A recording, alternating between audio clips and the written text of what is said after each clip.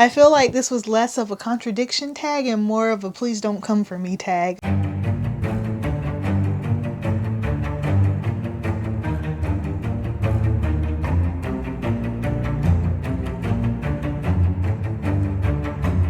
What's going on, guys? It is your girl Dags and welcome back to the channel. Today we are talking Manga Contradictions. Now this tag video was originally taken from BookTube.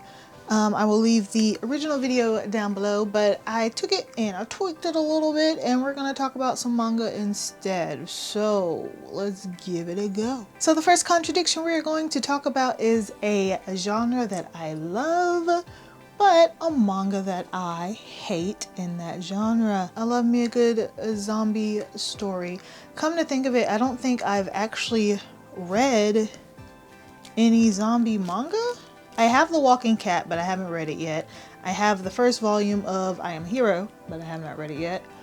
Zom 100, I've read that, and you know I love that, but I mean like a horror zombie story. I love zombie movies.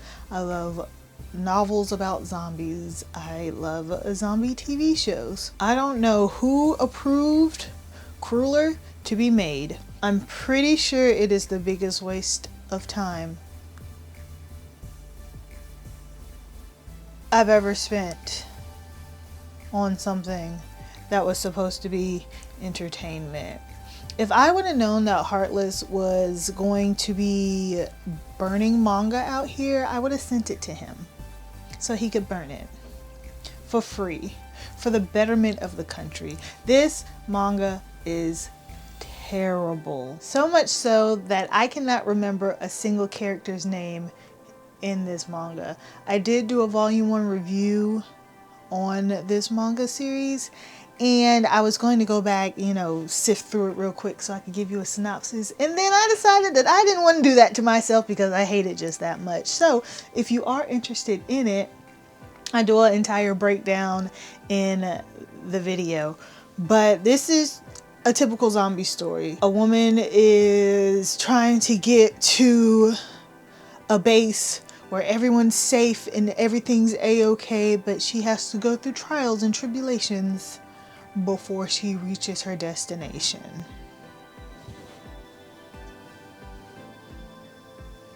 Do yourself a favor and don't read it, okay? It's terrible. Number 2 is a genre that I rarely read, but I love this manga so much that's in this genre, and that for me is romance. I do not read a lot of romance. I do not watch a lot of romance. I do not indulge in a lot of romance. It's just never been my thing. I love my love mix-up so much, okay? So much. Now, I don't know if this is just a typical romance story because I myself, again, don't read romance, so it might not be that serious to everybody else in the world, but I can't get enough of it. So we are dealing with a love triangle of sorts in this story, and this boy is just infatuated by this girl, Hashimoto. What is the boy's name? Oh no, I don't remember the boy's name. I did not come prepared today, y'all. I am so sorry. I got this feeling down in my moan. It goes electric, baby, when I turn it on. Aoki. So Aoki is in love with Hashimoto, and Hashimoto sits, I can't remember if she sits across from him or behind him, but I believe it's across from him. And they're working on schoolwork, they're in class or whatever. He needs an eraser. So he's like, hey Hashimoto, can I borrow your eraser?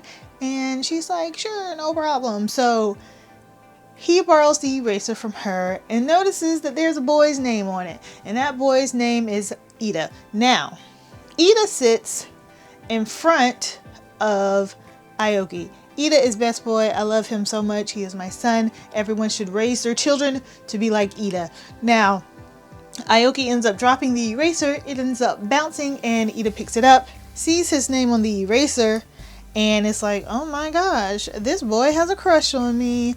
Which he doesn't, because it's not his eraser, right? However, he swears to Hashimoto that he will keep her secret and Ida will not know that that was her eraser. So it's a big old mess, okay? Hashimoto does not love Aoki.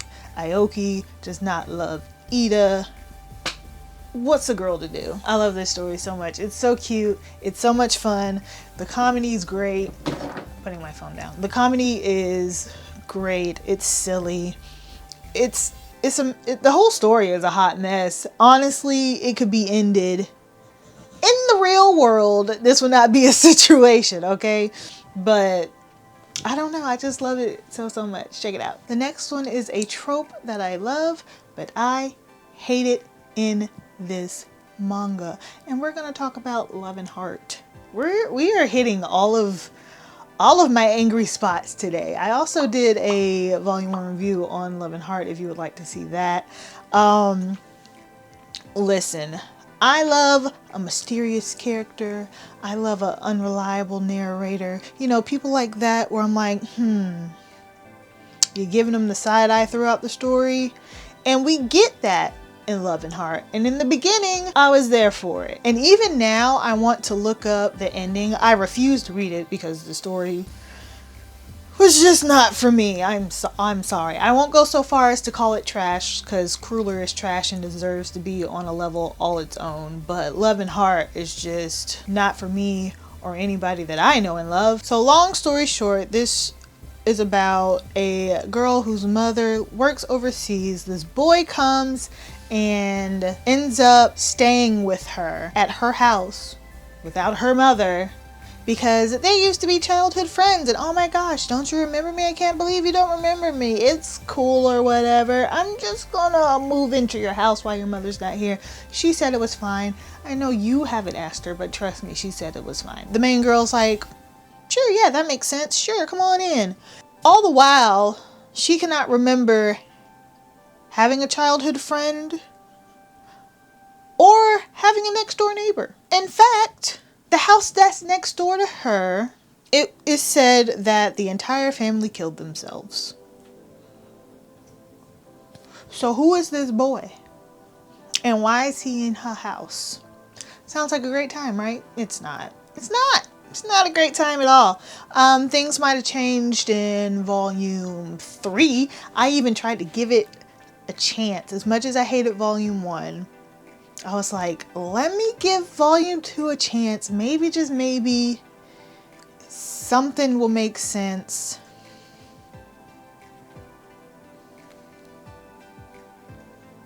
Waste of time. Waste of time. If you have read this series, if you would be so kind as to let me know how it ends, that would be great because I refuse to read the rest of it. But I am intrigued. I do have some questions that I want answered, but I'm not willing to read to find out because it was terrible. It was a terrible time. Terrible time. Terrible time. Next up is the opposite. I hate this trope, but I love this series. And I love me some Dragon Ball. Not Dragon Ball Super, but I love the original Dragon Ball. Nothing makes sense on a logical level, okay? Everyone's more powerful than everyone until it's convenient for someone not to be more powerful than somebody else. And then lo and behold, we have a loophole. But I love it so much. It's just a feel-good time. Granted, there's some nostalgia there, okay? There's some good childhood memories. Even to this day, when I go visit my dad, we're watching a Dragon Ball movie. I don't know which one, but we're gonna watch it. And it's crazy because the little that I have read of Super, it does the same thing, but it just makes me angry for some reason. I can't stand it. Don't judge me. The next one is a mangaka that I love, but I hate this book. Listen, Daddy Asano, let me holla at you for a second, okay? I love you. I do. I really, really do. I can't even say it. Nijigahara Holograph. I don't know what is going on. I'm not even finna pretend like I understand that manga. I tried. I read fast. I read slow. I read it twice. I was lost the entire time. It's beautiful. I won't get rid of it because it's pretty to look at. As far as the story is concerned, I hate it. I hate it. I hate it because I don't understand it. I feel like I'm not smart enough when I read it. Because I'm just looking at it and I'm like, I see these words and I understand what these words mean, but I don't know what's happening. And it could be because there's like a time skip in there and there's like some magical, can we call it magical realism? I don't know what to call it. It's just, I don't even know how to explain it to you. I'm going to get the synopsis. Bear with me on this one. Even as butterflies ominously proliferate in town, the rumor of a mysterious creature lurking in the tunnel behind the school spreads among the children. When the body of Ari Kimura's mother is found by the tunnel's entrance, next to apparently human traces, the legend seems to be confirmed. Is the end of the world coming? In order to appease the wrath of the beast, the children decide to offer it a sacrifice. The unfortunate Ari, whom they believe to be the cause of the curse, is shoved into a well that leads to the Nijigahara tunnel, an act that in turn pushes Komatsuzaki, I hope that's right, the budding thug who carried a torch for Ari for a while already, entirely over the edge. But this is only the beginning of the complex, challenging, obliquely told Nijigahara Holograph, which takes place in 2 separate timelines and involves the suicidal Suzuki Higure, his stalkerish would-be girlfriend, their teacher, Miss Sakaki, whose heavily bandaged face remains a mystery, and many more. Brothers, sisters, parents, co-workers, teachers, aggressors, and victims who are all inextricably linked to one another, and all will eventually, 10 years later, have to live with what they've done or suffer through. Even the synopsis confuses me, okay? I thought I was getting a story about human sacrifice, which I guess I am, but there's so much more to it, and I don't understand it. I'm woman enough to say that I don't understand, and I tried. I refuse to try anymore, but I tried. The next one says, I previously disliked a manga by this person, but I love a different one. So for this one, I went with Shintaro Cargo. I was not a fan of Super Dimensional Love Gun. It's not a bad story. Okay, it's not. It's a bunch of short story horror stories, mostly body horror. I'm not real big on body horror. Again, the stories are not bad. The premises are okay. I actually enjoyed most of the stories. The art, on the other hand, was a little too graphic for even me. Maybe it could have been the time that I was reading it.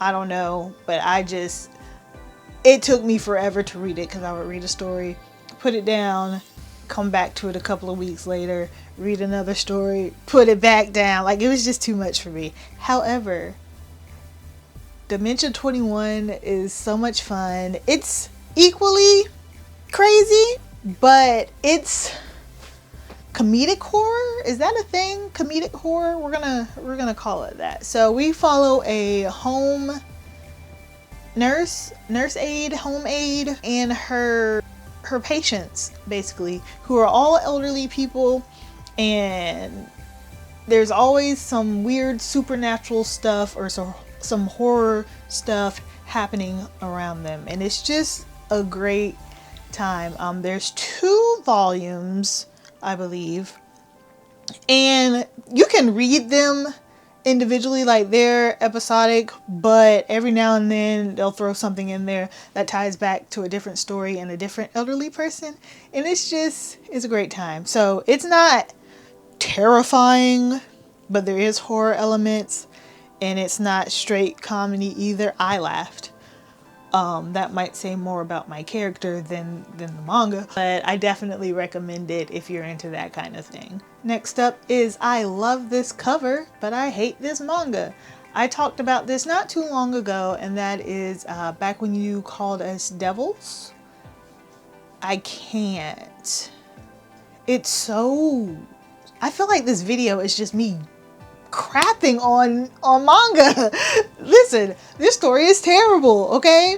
I read this because I thought it was going to be my next My Dear Self, which I love so much, and I've been trying to find something along those lines and I can't. And I realized that that series treaded a very fine line when it came to subject matter and explicitness and all that stuff. Back when you call this Devil Goes There, at the sake of sacrificing good storytelling. It's just, the dialogue's trash. I said it in a previous video. The dialogue is trash. I understand what they were trying to do. It didn't work. Babe, I'm sorry. So we're following a guy who can only remember the last 6 months of his life, and he is just confused, but it's not too big of a deal to him. Then one day somebody from his past shows up and is like, hey, remember me? And he's like, no. And he's like, well, guess what? You're a terrible person and you like it. And he's like, no, I'm not. And the guy from his past has made it his mission to help him remember who he was and who he used to be. And it's so dark and demented. Even if I throw, let's pretend that the dialogue is amazing, okay? And that the story gave what it was trying to give. I would not recommend this for everybody because it does dive into some heavy topics and it goes there with no apologies whatsoever. I don't mind explicit, I don't mind gruesome gore, violence, whatever, don't care. As long as it's presented right. This wasn't it for me. It might be for you. Give it a go if you can, but I mean, if you want to, I don't see why you would when there's so much better things out there. The next one is I hate these covers, but I love this series, and don't kill me, okay? But I cannot stand the Demon Slayer covers. I think they are hideous.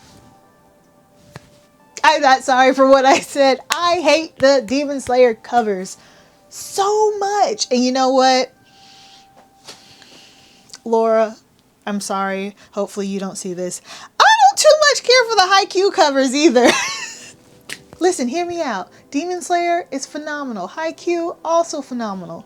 But I don't know if it's the color, because I don't have a problem with the art style at all on either series. I don't know why I threw Haikyuu in here. We're supposed to be talking about Demon Slayer right now. But listen, I don't have a problem with the art style. So I think it's literally just the color, like the color palette and the way it's colored in. I don't like it at all. I'm sorry. I'm sorry. I'm not sorry. I stand by what I say. They're hideous. I feel like this was less of a contradiction tag and more of a please don't come for me tag. That's all the questions.